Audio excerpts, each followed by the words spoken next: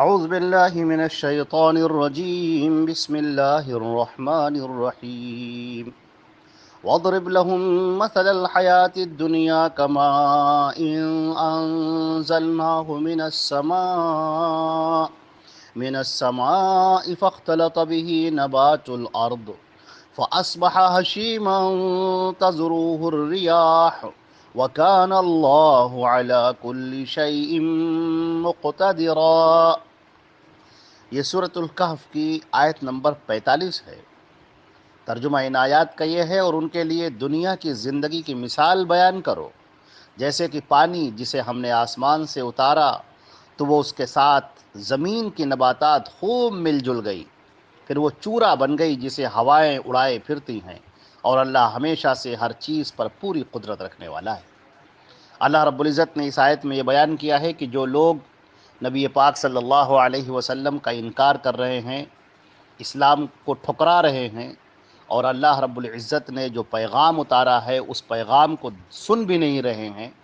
اور اس پر عمل بھی نہیں کر رہے ہیں، ان کی مثال ایسی ہے کہ جو دنیا کے اندر ہی مست ہیں، دنیا کی زیب و زینت پر فریفتہ ہیں، اور اسی میں ان کی زندگی گزر رہی ہے، اور وہ یہ سمجھتے ہیں کہ یہ سب ہمیشہ باقی رہنے والا ہے۔ ان سے بتا دو کہ یہ ساری نعمتیں، یہ عہدے، یہ منصب، یہ ہمیشہ باقی رہنے والے نہیں ہیں۔ ان کا معاملہ تو یہ ہے کہ اسی دنیا پر وہ فریفتہ ہیں، بس ان کو یہی دنیا چاہیے، اسی دنیا کی زیب و زینت میں ایسے مگن ہو گئے اور ایسے بدمست ہو گئے کہ ان کو کچھ بھی خبر نہیں ہے کہ آئندہ ان کے ساتھ کیا پیش آنے والا ہے اور کیا ہونے والا ہے۔ یہ وقتی طور پر جو لذتیں ان کو مل رہی ہیں اور وقتی طور پر جو دنیا کی آرائش اور اس کی زیبائش ہے، یہ اسی میں کھوئے ہوئے ہیں۔ چنانچہ اللہ رب العزت نے فرمایا کہ ان کے سامنے مثال بیان کرو کہ یہ دنیا کس قدر بے ثبات ہے، اور یہ دنیا کس قدر جلد فنا ہونے والی ہے، اور یہاں کی نعمتیں کتنی زائل ہونے والی ہیں۔ اللہ نے فرمایا کہ دنیا کی مثال اس پانی کی سی ہے جسے اللہ تعالیٰ نے آسمان سے اتارا، اس کے ساتھ زمین کے پودے اگے، پھر وہ پودے گھنے ہو گئے کہ ایک دوسرے کے ساتھ مل کر نہایت خوبصورت منظر پیش کرنے لگے۔ اس کو دیکھ کر کسان خوش ہو رہے ہیں، لوگ خوش ہو رہے ہیں، اور وہ کھیتی پک کر زرد ہو گئی، پھر ایسی خشک ہوئی کہ ٹوٹ پھوٹ کر چورا ہو گئی۔ بس اس مثال پر غور کرو۔ اسی طرح آسمان سے اللہ نے روح نازل کی، روح اتاری، اور زمین سے بننے والے بدن سے مل کر انسان بڑھنا شروع ہو گیا۔ بچپن کے بعد دیکھتے ہی دیکھتے جوانی آ گئی، ماں باپ جوان اولاد کو دیکھ کر کھل اٹھے، پھر تھوڑی ہی مدت کے بعد بڑھاپا آ گیا، اور اب تو فنا ہونا ہی ہونا ہے۔ جس طرح پکی ہوئی فصل کو آپ پانی دیں، کھاد دیں، اس کو تو ریزہ ریزہ ہی ہونا ہے۔ اسی طرح بوڑھے کو آپ کتنے بھی ٹیبلٹ دیں، ٹانک دیں، معجون دیں، قوت والی غذائیں دیں، کچھ بھی دیں، اب اس کو تو قبر میں جا کر مٹی کے ذرات میں بدلنا ہی ہے۔ پھر جس طرح کئی پودے جو اگتے ہیں اور اکھاڑ لیے جاتے ہیں، اور کئی سرسبز پودے اپنی جوانی پر کاٹ لیے جاتے ہیں، اگر کوئی حادثہ پیش نہ آ جائے تو پکنے پر کاٹ لیے جاتے ہیں یا خود ہی ٹوٹ پھوٹ کا شکار ہو جاتے ہیں۔ اسی طرح انسان کوئی بچپن میں، کوئی جوانی میں، کوئی ادھیڑ عمر میں فوت ہو جاتے ہیں۔ اگر یہ مدت اچھی طرح سے گزر گئی خیریت سے، تو بڑھاپے کے بعد یہاں رہنے کا معاملہ ہر حال میں ختم ہو جاتا ہے۔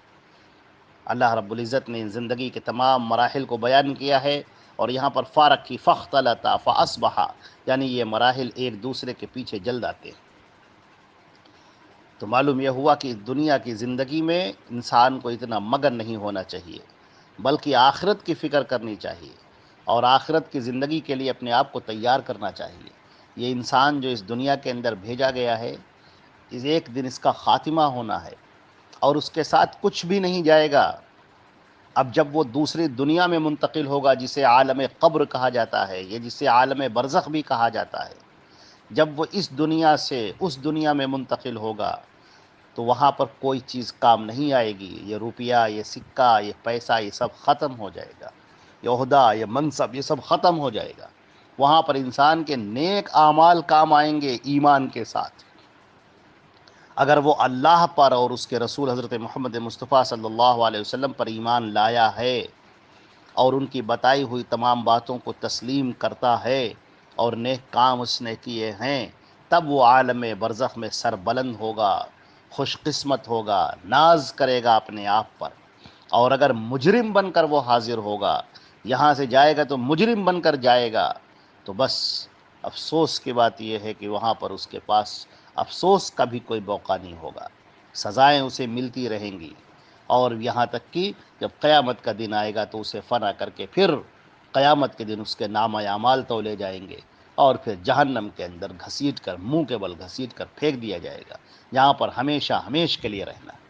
اور ایک مومن کو، ایک موحد کو، توحید پر قائم ایک مومن کو، اللہ کے رسول کی اطاعت کرنے والے کو جنت دی جائے گی، جہاں وہ ہمیشہ ہمیش کے لیے رہے گا۔ تو یہ دنیا کی زندگی ہمیشہ کے لیے نہیں ہے، اس کی چکا چوند میں گمراہ مت ہو،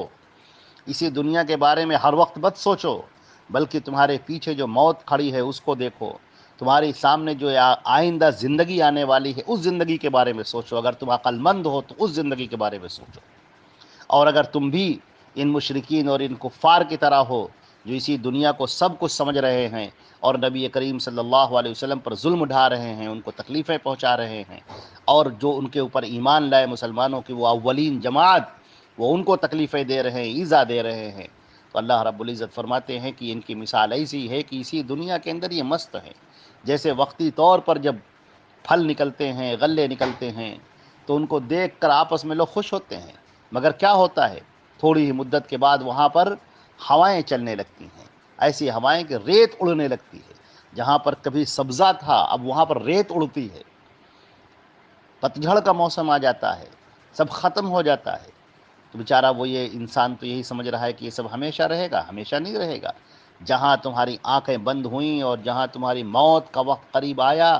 تو سب ختم ہو جائے گا، اور تم بالکل خالی ہاتھ یہاں سے چل پڑو گے۔ اب جو تم نے اپنی پشت پر اعمال کی گٹھری رکھی ہوگی، اس میں جو بھی ہوگا اب تم وہی نکالو گے، وہی چیز وہاں پر کام آئے گی۔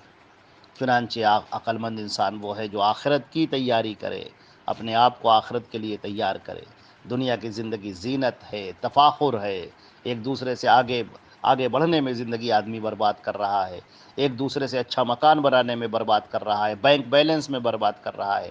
اس کی ساری فکر یہ ہے کہ میرے پاس دولت آ جائے، میرے پاس بینک بیلنس آ جائے، میرے پاس عہدہ آ جائے، میرے پاس مکان خوب ہو جائے، مکان خوبصورت ہو جائے، دنیا کی ساری آسائشیں ہم اکٹھا کر لیں، بس یہی اس کا منتہا ہو گیا ہے، یہی اس کی انتہا ہے، وہ یہیں تک سوچ سکتا ہے۔ یہ سوچ بڑی چھوٹی سوچ ہے، اور یہ سوچ انتہائی احمقانہ سوچ ہے۔ اس کو تو آخرت کی زندگی کی فکر کرنی چاہیے، جہاں پر اسے ہمیشہ کے لیے رہنا ہے، اس دنیا کو اس کو چھوڑ کر جب وہ عالم برزخ میں منتقل ہوگا، عالم قبر میں جب جائے گا تو وہاں کیا لے کر جائے گا، اس کی فکر کرنے کی ضرورت ہے۔ اور وہی عقل مند انسان ہے جو عالم آخرت کی تیاری کرے، عالم برزخ کی تیاری کرے، اپنے آنے والی زندگی کے لیے تیاری کرے۔ اللہ رب العزت ہمیں اور آپ کو عمل کرنے والا بنائے۔ والسلام علیکم ورحمۃ اللہ وبرکاتہ۔